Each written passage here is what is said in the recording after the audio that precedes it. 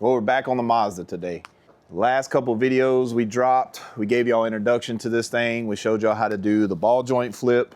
Today we want to finish up our facelift. Now, we already got clear corners on the front. We got clear tails on the rear. We also took out the black LED lights that we originally got with the truck. We swapped them out to a set that is more period correct for like a 90s build. Now it's time to finish this facelift by getting rid of the stock bumper and finally putting on our Toyota bumper. Now the Toyota bumper we got is not the early model 3-piece with the metal valence. It is the later model with the plastic, and it's a 1-piece bumper. It was free, it's a little messed up, but we're gonna get it fixed. So one thing we gotta do is we've gotta get this bumper off. One of our good friends had a bumper that had a small dent in it, and mine is perfect. So we swapped bumpers. I'm gonna pull this bumper and these plastics off, and I'm gonna put on the other bumper, which we're gonna trim down. So I also had to get me some clear corners for the Toyota bumpers. Now, one thing about these, the stock pigtails for Toyota, the only ones I could find were hella expensive. So I did a little bit of modding on these and got the factory Mazda reverse lights to fit in these housings. And they're gonna work for our blinkers. So let's see what it's gonna take to get this Mazda bumper off. So you got that bolt right there, one just like it on the other side, and then another bolt right inside here on the edge. You follow your corner marker, your blinker, and you go right here. There's another 17. The ones in the front, you need to pull all the way out. The two on top, the bracket is slotted, so you just loosen them up. Then you have some braces right here, and there's a 10 millimeter right next to the frame. So let's get these bolts out, get this bumper off. Got the bumper off. So now we need to get these brackets off. They got a couple bolts right here, I think one right there. We need to get both of those brackets off and then put them on that bumper and then put it back on the truck. Once we get the stock bumper back on the truck without the plastics, we can take the Toyota bumper and slide it on top. Build mini trucks. It'll be fun, they say.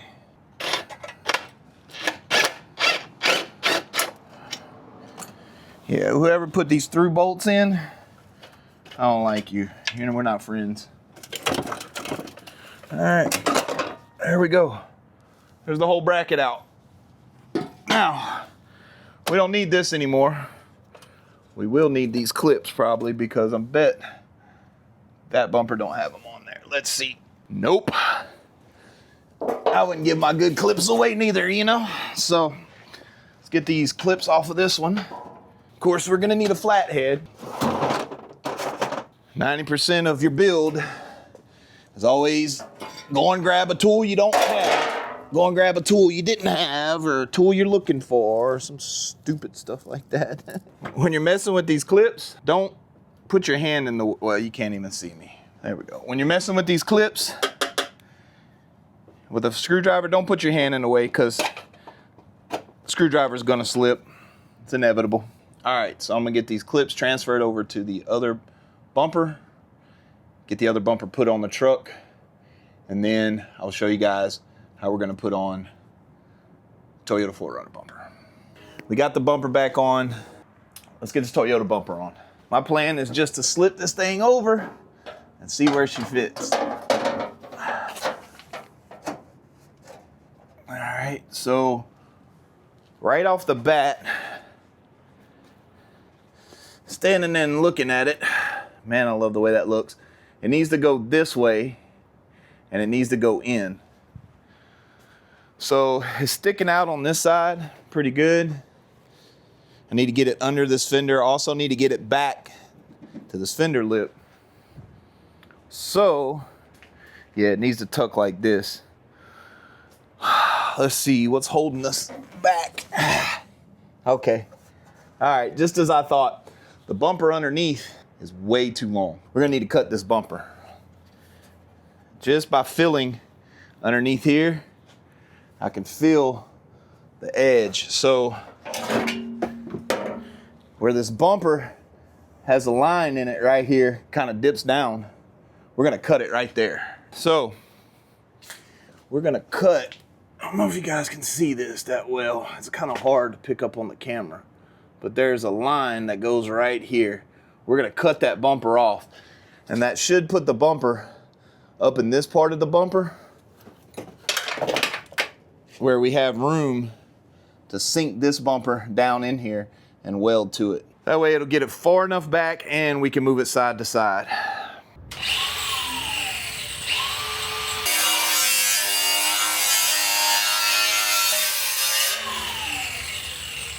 There's a bracket under here,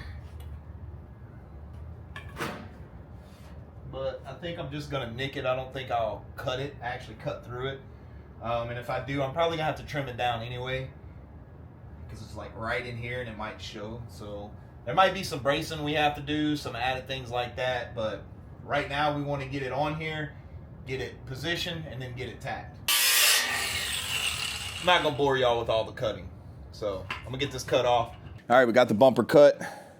Like I say, I nicked the brackets under here, but it don't matter. They might be getting hid by the Toyota bumper. If not, we'll trim them up, box them in, do whatever we got to do. These brackets in the back have a bar that go all the way across and connect the brackets. So technically, you could put those brackets in the Toyota bumper. But me working by myself, I really don't have a way to line it up perfectly, so I'm fine with just sliding it over the factory one. Now you see there's a little bit of a boinginess. We're gonna have to fix all that. We might have to run some braces or some gussets in here. Let's get this thing back on, see how it fits, and see if we got to trim anything else.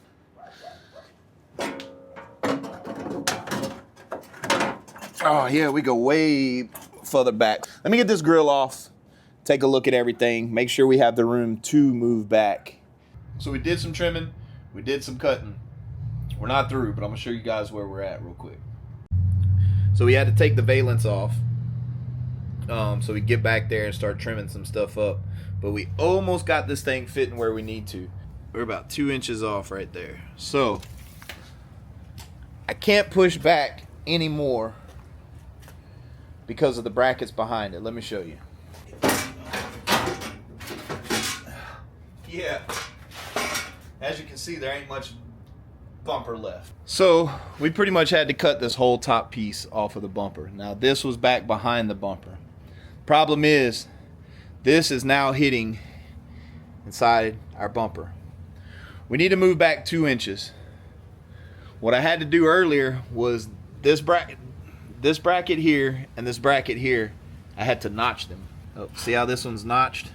Notched it there, and I notched that one there. So from here to the bottom of this, all the way across there, fits inside the bumper. The only way to push this back 2 inches, we can't push our factory brackets because they sweep up right here and they're gonna bottom out against our core support. So since this is bottoming out on our bumper, we're gonna come back here, right under here, and we're gonna cut this bracket. We're gonna move this centerpiece back 2 inches. But all in all, for not doing one on a Mazda before, heck, I have never taken a Mazda bumper off. This is my first Mazda. So with that being said, it's not really hard. I just put it on there, started chopping away, chopping away, chopping away. I can put more strength in this bracket system, but this way I'm using the factory brackets. And by using the factory brackets, if I ever need to take this bumper off, all I do is take the 2 bolts out, slide it out. On the side pieces, I'm gonna probably have to come off and make some brackets. But the factory bumper has these little braces coming off of it. This end bolts to the truck. I can extend this out to these other ends so they don't do like this going down the road. But for tonight, I'm gonna call it. I'm tired. In the morning, we're gonna go pick up Pops, pull out the plasma, these up, get this thing fit on there, see if it's gonna work out. So here we are, day 2 on this bumper conversion. We got Pops here with us today. So we've got to get this bumper brace pushed back 2 inches. I think what we're gonna do is just gonna cut these brackets and take 2 inches out of them and slide this back. One thing you always need before you start a project is a good breakfast. Can't beat a honey bun. Honey bun and Coca-Cola. Breakfast of champions. Wonder why I got high blood pressure. Lucky I don't have the diabetes. So now that we got this thing off, you get a little bit better look at these brackets. Basically what we're gonna do is where I had to notch this bracket, we're gonna cut this bracket even. We need to move it back 2 inches, and this is actually 2 inches wide. So we're just gonna put the front of this where it ends, which is right where I cut it off.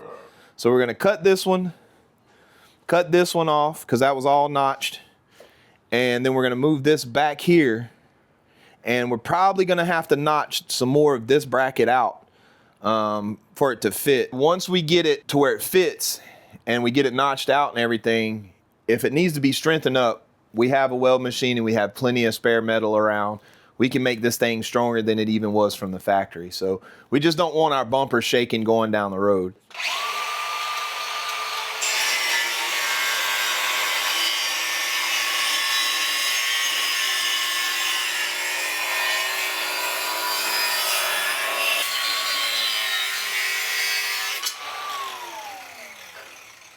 So one thing bad about a fab table around here at Carport Customs, because we are outgrowing our space, and so we're always just setting stuff on the fab table. So we're always moving stuff and having to clean it off to do a simple project. So we got our bracket trimmed down. Now we took a measurement, Pops did, from where we want the front of this bracket to be all the way to the back of the bracket. So we had an overall length of 11 1/8. So we put our front bar in, took our measurement, and it's good. Put a couple tacks, get it on the truck, see how it looks. So we're still cutting on this thing, still trimming away, putting this bumper on a diet. We're real close on the sides to getting the Toyota bumper fitting where we want. So just a little bit more trimming, a couple more death wheels, and we'll have her fitting right. All right, so let's see if this thing finally fits. We're mainly worried about these corners over here, and then we can fit everything else up. So we've been trimming. Let's see what we get. I am money on this side, man. Look at this side, bro. I mean, that's where it needs to be. Yeah. Now this, I think this is that piece right there. 'Cause when you push on that, that moves. All right, so part of our body panel on the side right there is in our way. We're gonna trim it off. This is the lineup that we're worried about. That's what we want. So we're gonna trim top of this. It's kind of messed up. We're gonna cut it, get this thing on there, get it tacked in. All right, so we laid us a tape line across here and then made us a black mark.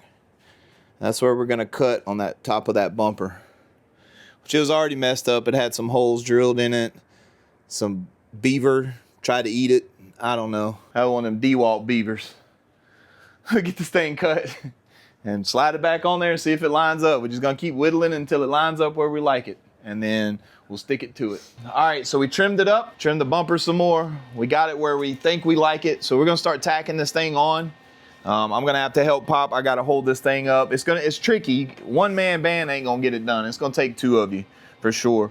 We got like I say, everything trimmed down, ready to tack up. So I'm gonna hold this. We're gonna keep it and work our way to the other side of the truck.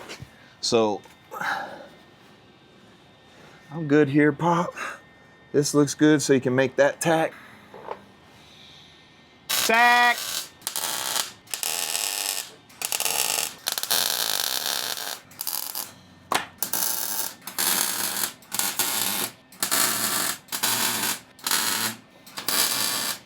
That should be good, Pop. So under the carport, sometimes we just reuse stuff that we have laying around. This is a piece of the bumper we actually cut off of the Mazda, and we found a spot on the bumper where we needed some L brackets. So I just picked these up off the ground. I folded them over to give them a little bit of strength with the hammer. I'll put them in the vise, pinch down on them, and all we're trying to do is connect the Toyota bumper to what was left of the Mazda bumper, so it doesn't sit here and do like this. So we know we can weld it to it at the top, but we need to make sure it doesn't sit there and move on us. And Pops is back there looking for Pops is back there looking for his gloves. He just tacked this on. We pulled it off, and he can't find his gloves.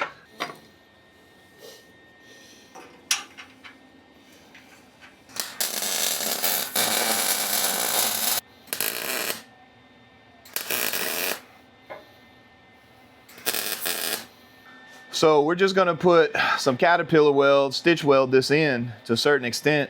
Then once we set the other sides pieces, we'll come back in and finish welding it out if we need to. But we'll just eventually just float this, smooth it out, and paint it. But what's cool is the factory Mazda grill actually is gonna hide all this, so you won't even be able to tell. So we'll let Pop do what he does best and fill in some metal on this thing. We had this thing welded up, put it on the truck, and then we'll show y'all how we're gonna do the side braces. So we got our brackets done. I didn't want to bore y'all with a little bit of fab. It was pretty easy. I'm gonna show y'all what we've done. Plus, we got to get this done. We only have a couple hours of daylight left, and we're chasing a winter storm like everybody else. So we took some angle iron, and we cut it, and we bent this in. This goes up against the frame like that, and then this in, which we bent down and re-welded, goes on the factory bumper mount that's behind this panel right here, and it's gonna push it all up and make us look nice and neat. So let me get these things installed, get the valence put on, and that way we can be done for today, and it can stay like that till after this storm. And then if we need to do any tweaks, we'll get some tweaks done. We got it done. Me and Pops worked on this thing from about 10 o'clock to about 6 o'clock today, and then I finished it up. I think it looks great. This is exactly what I was looking for. It's a little pushback. We got some adjusting to do, but I love the way this thing came out. So this is the part I don't like. This is pushed back so far that it's tucked underneath this light. And I see it, boom, I don't like that. But the reason we did that was for this. We wanted to make sure that this looked right.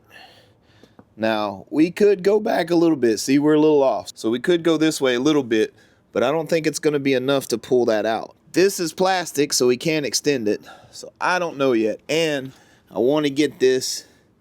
We still have a little bit of bracing to do. It's solid, but I still need to pull this up a little bit, eliminate that gap. Over here, same issue. See? Hey guys, we'll go fishing. Same thing here. Now we have more of a gap, so we gotta pull this up.